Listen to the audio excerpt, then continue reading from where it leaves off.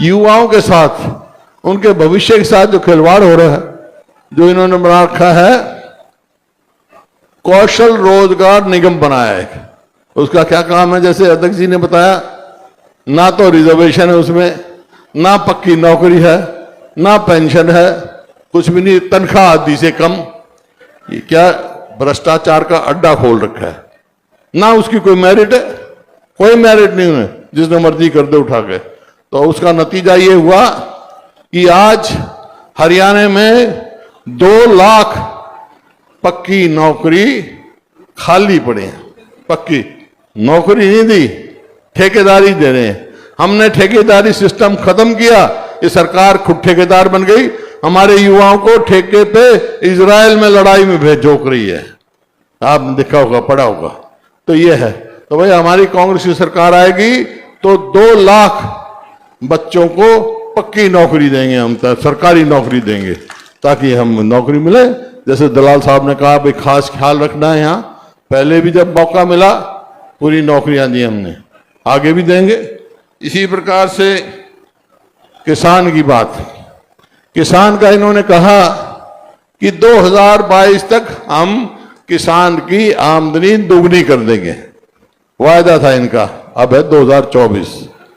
तो भाई आमदनी तो दुगनी नहीं हुई किसान की, अब होगी? आप बताओ, होगी क्या दुगनी आमदनी? आमदनी तो दुगनी नहीं हुई, लेकिन लागत कई गुना बढ़ गई। देखो 2014 में डीजल का क्या भाव था, खाद का क्या भाव था, कीटनाशक दवाइयों का क्या भाव था।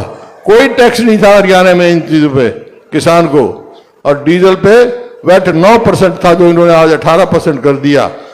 कहां से कहां पहुंच गए। लागत तो कई गुना बढ़ा दी, आमदनी कहां घटा दी। अब कह रहे, आज अखबार में पढ़ रहा था कि हम सारी फसलों के एमएसपी देंगे, मुख्यमंत्री ने कहा। अरे क्यों झूठ बोलते हो भाई? पीछे 14 फसलों का कहा था हमने, कभी कुछ कहा। मैं पूरे हरियाणा में घूमता हूं, कब सबको एमएसपी मिली? परेशानी के सिवाय और कोई काम नहीं। मेरी फसल मेरा ब्यौरा एक पोर्टल चला दिया, किसान अपनी फसल निकाले, खेत में बैठा है, ऊपर राम बरसन न हो रहा है, और वो देखे मेरा नंबर आया कि नहीं आया, इतने राम बरस जा। कहां किसान की बात? हाँ, तुम्हारा एक है, मैं उसकी प्रशंसा करूंगा। कल ही बयान दें कि हम सबको एमएसपी देंगे और एमएसपी की कानूनी गारंटी देंगे, ताकि जो कम दे तो हम मुकदमे अंदर